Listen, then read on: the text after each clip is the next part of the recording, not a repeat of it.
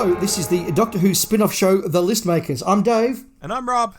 And to finish off 2024's set of Listmakers, before we all go into the Christmas season, episode 45, we are talking about, and I think this is going to be a fun topic, Rob, top 5 female baddies. Yes, we are. I can hear the sleigh bells, Dave, and we're going to have a great list tonight. We are. I don't know if we're going to snap this time. We have potential. Oh, I'm going to say 2. I'm going to say maybe 1. Okay. But it's your turn to go first, Rob, so please make your list. All right, Dave. In at number 5, I've got the Weeping Angels. And I always try and look for something odd in my lists, and I think it's fair to say that the Weeping Angels are female presenting, at least. They have female faces, they wear female clothing, and while I think they can look like any sort of statue, and I mean, big shout out to that god-awful Statue of Liberty moment. Yeah. And look, sometimes they do present as little male cherubs too. I get that. But the stone cold, no pun intended, classic look of the Weeping Angels is female. So I'm running with it, Dave. And sure, there's an argument to be made that they've been a baddie of diminishing returns every time they've come back to the show. But I think their input has been massive overall. They're probably the best known baddies to emerge from New Who. And that's nothing to sniff at, but I'll tuck them in at number 5 here because I know I'm being a bit naughty. Fair enough. Don't tell Santa. All right. In at number 4, I've got Captain Rack. And granted, this might not be a top 5 pick for everyone, but what I'm attracted to here is the fun the character represents. Not only is Linda Barron having fun, but the character herself is having fun. You think of being an Eternal and just doing stuff over and over, forever and ever and ever, and you think, oh my God, you'd go nuts. You know, you'd want to cut loose and pretend to be a pirate and be outrageous and sabotage your pals and kill them and have fun, wouldn't you? I think so.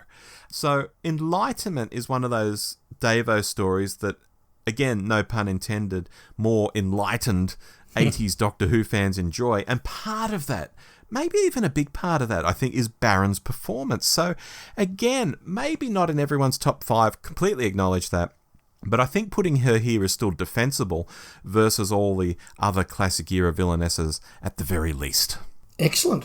And you totally did intend that pun, Rob, don't pretend. Yeah, I've got written here pun in capitals. Yes. In at number 3, I've got Helen A. Now, some listeners might not realise, but Andrew Cartmell actually penned a comic strip a few years back for SFX magazine called The Death of Fifi, where he gave the Helen A backstory, starting with when she's a little girl living with her mum and dad, and it ends just post Happiness Patrol, where, spoilers everybody, she's still cradling Fifi in her arms and she's executed. So even without that kind of extra backstory, though, decades after the event, I think Helen A is still a really interesting character anyway, in a really interesting story, just given with what we've got on screen. I think most notably, she's a product of her environment. She didn't invent the system that she's in. She just thrived in it. And I think that's often more believable than someone just being born bad, in quotation marks, and they create a bad environment. This environment already existed, and Helen just became a real winner at navigating it. And I think that's really interesting. So she's in at number 3. In at number 2, I've got Morgaine. And although Battlefield is flawed in so many, many ways, and even stuff that should look really cool, like, hey, look, knights, explosions, unit, all of that looks really cheesy. But Morgaine shines through as this really interesting character. First, there's that background with the Doctor. And to some degree, yes, that's a cheat. It's very easy to do the whole, ooh, this character has a deep backstory. Ooh, this character, knows the Doctor. Ooh, we won't tell you about it, though. But there's also these character moments written in where she'll kill a bloke, but then she'll give a woman back her eyesight. And you're left with this very conflicted feeling of she's doing horrible stuff, but she's also doing some really very nice stuff too. And it all comes down to her own morality, her own code. That makes her three-dimensional compared to so many villains and villainesses that we've had over time. Nice. And in at number 1, I've got Missy. And it feels like a bit of a cheat to end here, as the vast majority of Missy's backstory actually happens as a man, but as a woman, almost as a new character when she first appears. Missy does have an arc that I think gets her to number one on this list anyway, through many stories. And at first, I wasn't down with her, and it went just beyond a basic, why are we doing this when, if we wanted a top female counterpart to the Doctor, we could just use the Rani, so why are we doing this? And I simply didn't get the whole over-the-top Mary Poppins on acid kind of portrayal. But even that's because I long to have a down-to-earth master again, so just park that. I think the character really started to work by the season 10 stories she's in. I think she felt layered and interesting and tragic, and through the multiple appearances, and she kept popping up, I think she ends up head and shoulders above the pack. And that's my list. That's a very strong list of some great villainesses. Thank you. And we have one snap, and it's the one I thought. Yeah, okay. My list. Yes. I'm going all the way back to the Hartnell era, and at number 5, I'm going with Marga from the Dravens, whose mission was to conquer space. Wow. And I picked Marga because she's a great 1960s villainess, and we don't get a lot of female villains in the Hartnell and Troughton era. We get some, but it's not an era known for that. But she's a very good character. She's very well written, and there's also a real nastiness in the character. There's a proper... she's there to be bigoted. The whole point of the Galaxy 4 as a story is about bigotry and prejudice, and Marga is the embodiment of those traits, to the point she would rather die with the planet and have her troops die with the planet than treat the Rills well and become friends with the Rills. And I think that's conceptually a really interesting case, performed really well. So I put Marga on my list. Okay. Number 4, I think, Rob, yes, this is a first for the list makers, because I have something from the Gatwa era. Oh, I think it is. Yes. I think this is our first Gatwa era reference on the list makers, because at number 4, I have got Dot and Bubbles Lindy. Oh, wow. And as I was going through the list of stories and doing my short list and looking at options, I thought, you know what? I could still speak at length about Dot and Bubble the episode, and does it work, and do I enjoy it? And I'm still very conflicted, and one thing I do need to do over this summer once we get to the Christmas break, I think, is rewatch some of those Gatwa episodes, including Dot and Bubble, and just see where it lands for me, the better part of a year on. But forgetting about all of that, the character of Lindy was a really strong and effective character who, again, is well performed. Again, she is the epitome and the embodiment of bigotry and prejudice, which makes her more than just a ha, I'm conquering the world. There's something to her. And the moment where she told the Sphere that the guy's name was actually something else, so it would take him out, not her, is a moment that genuinely had me go, wow. Yeah. What a horrible person. And that, I think, is a real standout moment. So I thought, let's give her a go on this list. Okay. Number 3, Morgaine. Aha, there we are. I thought this could be a snap. If anything was going to be a snap, it would be.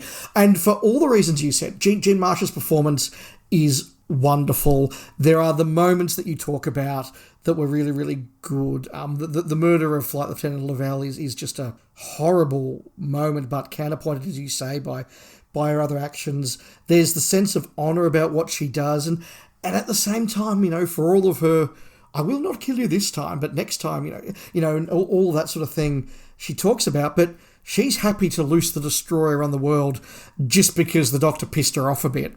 She's happy to launch or detonate a nuclear weapon just to make a point. So for all her talk about honour and the rest of it, she's actually pretty ruthless and wicked, and so well portrayed. I just think it's a great performance. Morgaine had to be on the list. Yes.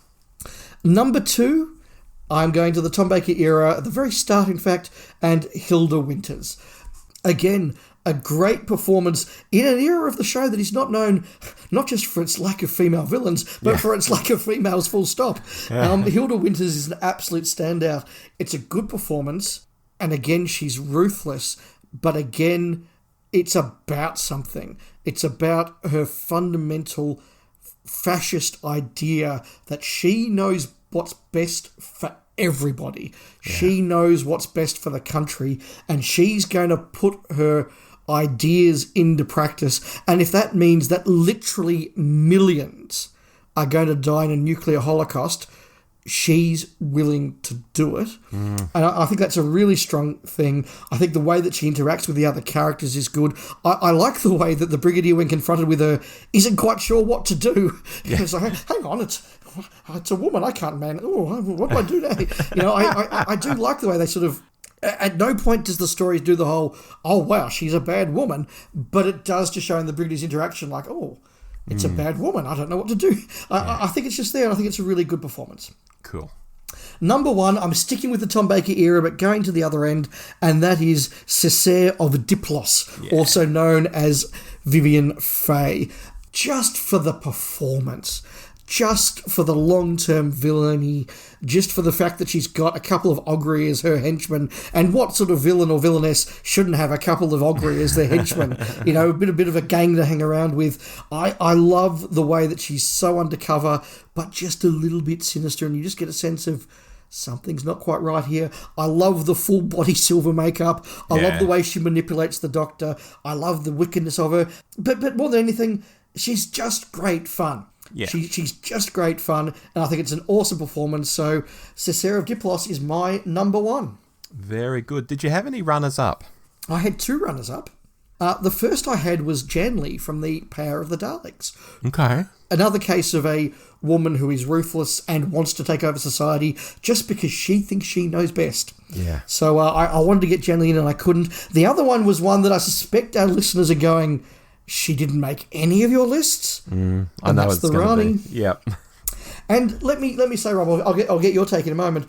Had the Rani only appeared in Mark of the Rani, whilst I'm not a big fan of that story, I think she's pretty good in that. I think the Pip and Jane conceptualisation of the Rani as being amoral rather than immoral is seen there. I think the way that she plays with and shows up the Master is really good. I like that performance. However, in Time of the Rani, and Rob, I'm not just at risk of losing my Doctor Who fan card for not including the Rani, but I think I'm going to lose my gay card for what I'm about to say. I actually don't like her ultra camp performance in Time of the Rani. I actually don't think that is the Rani as conceived by Pip and Jane Baker. Right. I think it's just Kate O'Mara going back to the Doctor Who and having a great deal of fun being Kate O'Mara. Yeah. And I think that's not great. So that's why I didn't put the Rani up there. Inconsistency. Yeah, look, on my runners-up list, I had the Rani, and I jotted down such an interesting idea for a character. And a character I would love to see back on TV. But the two TV outings aren't great. And one of them is sheer bloody awfulness. So I can't sit here and say with a straight face that she's top 5 material. Full stop.